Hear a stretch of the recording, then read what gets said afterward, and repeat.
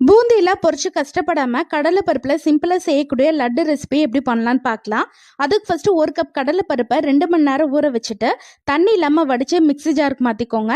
தேவைப்பட்ட கொஞ்சமா மட்டும் தண்ணி சேர்த்துட்டு இந்த அளவுக்கு நைஸா அரைச்சிக்கலாம்.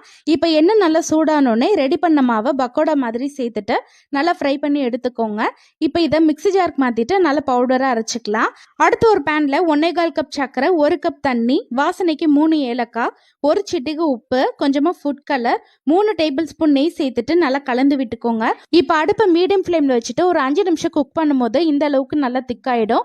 இப்போ ஒரு கம்பி பதம் வந்துருச்சு. இந்த ஸ்டேஜில் அடுப்பு ஃபுல்லாக லோ ஃப்ளேம்ல வச்சுட்டு நம்ம பவுடர் பண்ணி வச்சதை இது கூட சேர்த்துட்டு நல்லா கலந்து விட்டுக்கோங்க. இப்போ இது நல்லா திக்காயிடுச்சு. லாஸ்ட்டாக நெய்யில் வறுத்த முந்திரி பருப்பு, திராட்சை சேர்த்துட்டு கலந்துட்டு அடுப்பு ஆஃப் பண்ணிடுங்க. லைட்டாக சூடு ஆறினோடனே கையில் கொஞ்சமாக நெய் அப்ளை பண்ணிட்டு உருண்டை பிடிச்சிட்டிங்கன்னா சூப்பரான லட்டு வந்து ரெடி ஆகிடும். கண்டிப்பாக ட்ரை பண்ணி பாருங்கள். அடுத்த வீடியோவில் பார்க்கலாம்.